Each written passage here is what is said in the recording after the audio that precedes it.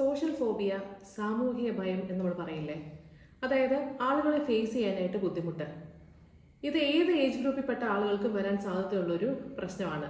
ഇത് കുട്ടികളിലുണ്ടാവാം, അതുപോലെ തന്നെ കൗമാരക്കാര്, മുതിർന്നവര്, ഏത് പ്രായക്കാർക്കും അനുഭവപ്പെടാൻ സാധ്യതയുണ്ട്. ഈ സോഷ്യൽ ഫോബിയ ഉള്ളപ്പോൾ നമ്മൾ എന്താ ചെയ്യുന്നത് വെച്ചാൽ, ഒരു കൂട്ടം ആളുകളെ ഫേസ് ചെയ്യാതെ നമ്മൾ മനഃപൂർവ്വം അവിടുന്ന് മാറിപ്പോകും. ഉദാഹരണത്തിന് ഒരു കല്യാണത്തിന് പോകേണ്ടതായിട്ടുണ്ടെങ്കിൽ നമ്മളവിടെ പോവില്ല.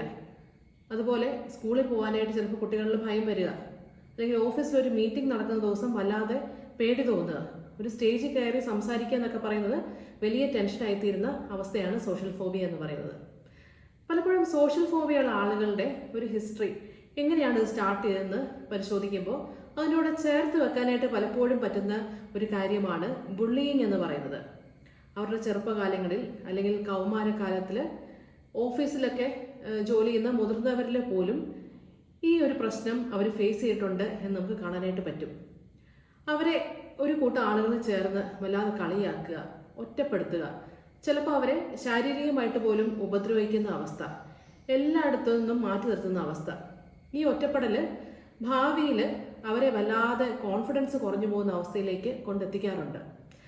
അപ്പോൾ ഇതെങ്ങനെ നമ്മൾ ഡീൽ ചെയ്യണം എന്നുള്ളത് ആലോചിച്ചാൽ വളരെ ഡീപ്പ് റൂട്ടഡ് ആയിട്ട് ഒരുപാട് കളിയാക്കലുകൾ കേട്ട് കഴിഞ്ഞപ്പോഴേക്കും ഇവർക്കൊക്കെ ഒരു ചിന്ത ഉണ്ടായി കാണും, മറ്റുള്ളവർ പറയുന്നതൊക്കെ സത്യമാണ്, ഞാനൊരു വാല്യുബിൾ ആയിട്ടുള്ള ഒരാളല്ല, അങ്ങനെയൊക്കെ ഒരു ഡീപ്പ് റൂട്ടഡ് ഒരു ബിലീഫിലേക്ക് അവർ മാറിക്കാണും.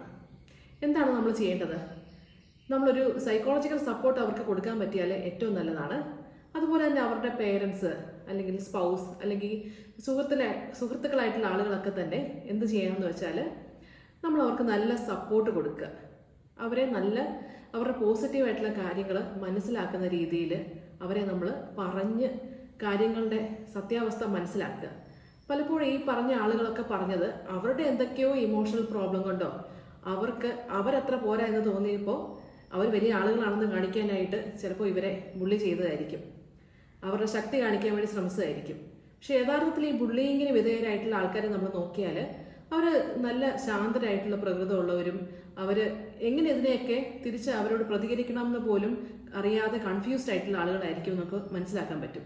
ഇവർ വലിയ ബിഹേവിയർ പ്രശ്നമൊന്നും ആയിരിക്കില്ല, മിക്കവരും ശാന്തരായിരിക്കും. പക്ഷേ ഇതൊക്കെ കേട്ടതിൽ നിന്നും ഇവർ ഒട്ടും വാല്യൂ ഉള്ള ആളല്ല, എന്നെ ഒന്നിനും കൊള്ളില്ല എന്ന രീതിയിൽ ചിന്തിച്ച് ഭാവിയിൽ ആരെയും ഫേസ് ചെയ്യാതെ ഒറ്റപ്പെട്ടിരിക്കാനായിട്ടൊക്കെ ആഗ്രഹിച്ചു പോകുന്ന അവസ്ഥ. സോഷ്യൽ ഫോബിയ നമുക്ക് ട്രീറ്റ് ചെയ്യാൻ പറ്റും. അതിൻ്റെ കാരണങ്ങൾ പലതാണ്. ചിലർ നമ്മൾ നോക്കുകയാണെങ്കിൽ ഹെറിഡിറ്റി ആയിട്ടും ഒക്കെ ഇത് സംഭവിക്കാനായിട്ട് സാധ്യതയുണ്ട്. അതിൻ്റെ റൂട്ട് കോസുകൾ നമ്മൾ അന്വേഷിക്കുക. ബുള്ളിങ് ആണോ പ്രശ്നം, അതോ വീട്ടിൽ തന്നെ ആരെങ്കിലും നെഗറ്റീവായിട്ട് അവരെ എപ്പോഴും കുറ്റപ്പെടുത്തിയതാണോ പ്രശ്നം? ഇതിനെപ്പറ്റി എല്ലാം നമ്മൾ പരിശോധിച്ച് ഒരു പുതിയ രീതിയിൽ അവരുടെ സെൽഫ് കോൺസെപ്റ്റ് മാറ്റിയെടുക്കാനായിട്ട് നമുക്ക് അവരെ സഹായിക്കാം.